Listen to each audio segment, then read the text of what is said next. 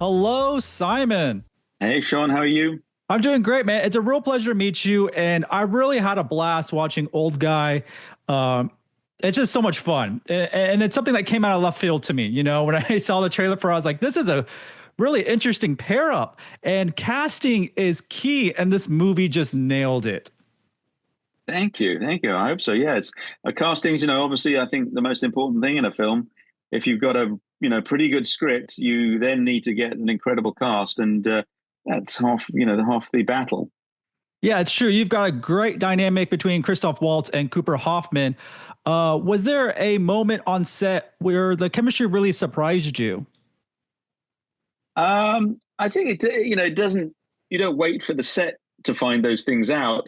We meet up, weeks, if not months beforehand and go through the script and have discussions and rehearse. So you're watching carefully to see how the rapport goes and whether they get on. But Christoph is a, really generous actor. And even though he's, top of his game and a very skilled and knowledgeable, senior actor, he was very generous to Cooper, who was really starting his career. He did one film before this one.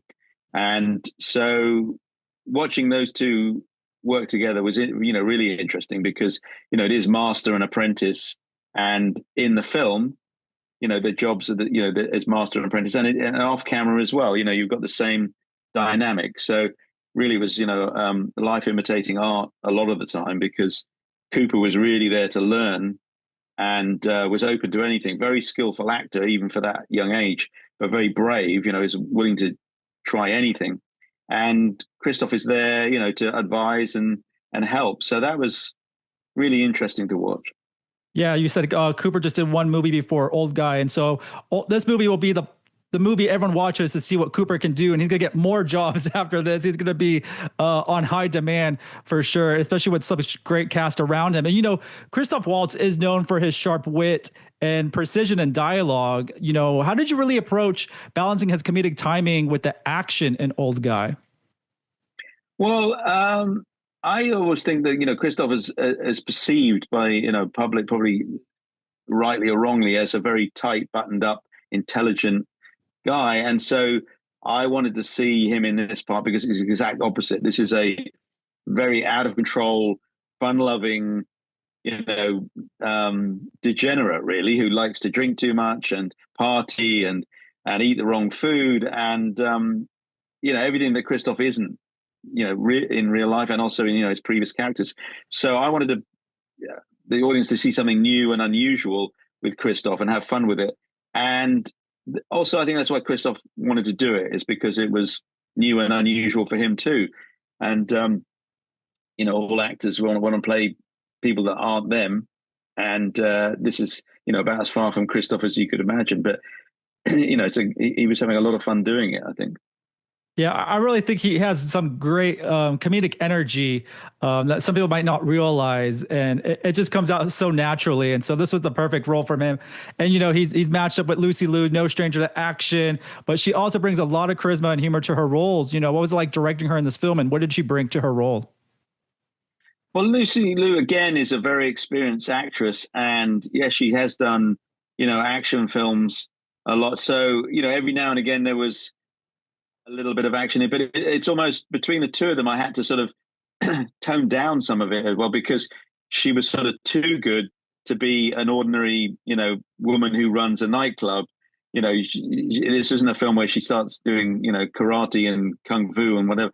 She was, an ordinary person in an extraordinary situation. So she almost had to turn down her skills in that area and concentrate more on her character. And that was good for her, I think, because I think she was having fun being a serious character in this, a troubled, but a referee basically between these two, adolescent guys who are fighting the whole time, and Christoph as well. I had to tone him down as well because even though the film's called Old Guy and he's supposed to be losing his strength and skills, Christoph is not like that and can probably outrun any of us. And so I had to remind him every now and again to act a little bit more decrepit and be a little slower and not so together because, that's what the character was. So it was fascinating to watch them go against type, what we've seen them all do before.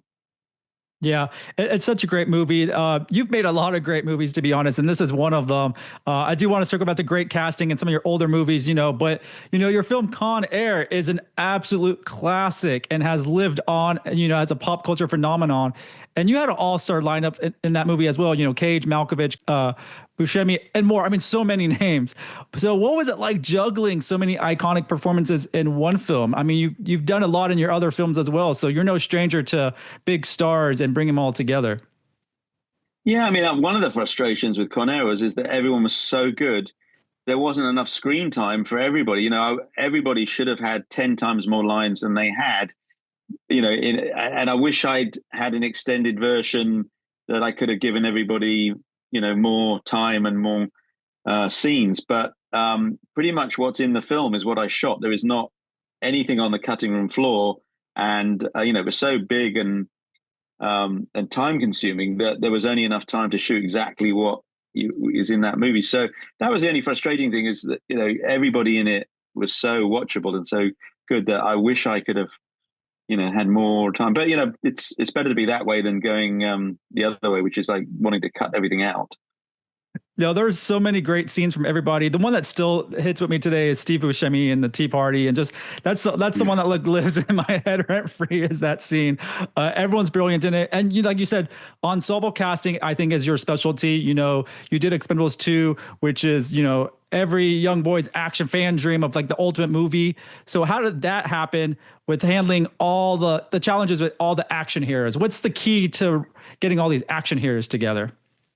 Well, that was one of the hardest things with that was scheduling, because I didn't have everybody for the whole film, because everybody had such varied schedules. Each person I had, some of them I had for 4 days, some for a week, others for 2 weeks. So I basically had to write the script around who was available when. And so it became, a jigsaw puzzle. There's even scenes where Jason Statham couldn't join the film for the first 2 weeks. So he's supposed to be in an action sequence. So I had to invent a scene where he's on the end of a telephone listening to the battle what's going on. And Sly is narrating the battle, what's going on. He says things like, well, the only way they'll beat us is if they've got a tank. And then, of course, a tank comes around the corner and Jason says, what's going on? He says, they got a tank. And so you have to turn those obstacles into advantages. So it's actually funny that Sly is narrating an action scene to Jason Statham on the phone instead of Jason being in the middle of it. And that was all purely out of scheduling problems. And but once they're there, it's it was great fun, because they all had huge careers 10, 20 years before, and I think most of them thought their careers were over. And so to come back and do it again, they were so pleased and happy to be there and doing it again. It was very nostalgic for them. They hadn't picked up a huge shotgun in several years. They hadn't, blown something up and given a witty line afterwards for ages. So I think it was nostalgic for them as well as the audience, because they were doing what they used to do. And it was fun. Yeah, it was fun. That was a movie I watched with my father and grandfather, and all the generations enjoyed that movie so much, and it's still great to rewatch. I do want to mention you helped bring Lara Croft to life in 2001, and they want to bring back a live action Lara Croft film. What piece of advice would you give the next director tackling that video game franchise? Well, I mean, from my experience, when I did it was the unusualness of who it was. And it was like an aristocratic English upper class posh girl, basically, who, went out on missions and did all this action thing. And I remember when I was working with Angelina Jolie, she said, she said she's British. I should go and have etiquette lessons on how to drink tea and things like that. And I said, no. I said, like, a posh girl who's from money like that is rebelling. The last thing she wants to do is be like her grandmother or her aunt and drink tea in the proper way. She wants to kick down doors and swing on ropes through the jungle. So my advice would just make sure that you're true to that character, that Lara Croft is a woman who, is breaking down barriers, basically. And it certainly was, when that film came out, there wasn't a female action lead at that time up until that point, and I had a lot of resistance making that film because people didn't know if a female action hero could open a movie, could be the lead character. And now, of course, it's more commonplace. But then it was a bit controversial and it was quite hard work. So I would just make sure that you're true to that character, and she's a barrier breaker, and gets what she wants no matter how she goes about it. Yeah, you delivered so many great films. You continue to do so with Old Guy. There's many more films I could have mentioned, but we don't have much time for all of them. But so many great stuff, Simon. I want to thank you for all the years of entertainment and looking forward to your next film. But Old Guy is definitely a fun watch for everybody. Thank you so much. Thank you. Great to meet you, Sean. Thanks a lot.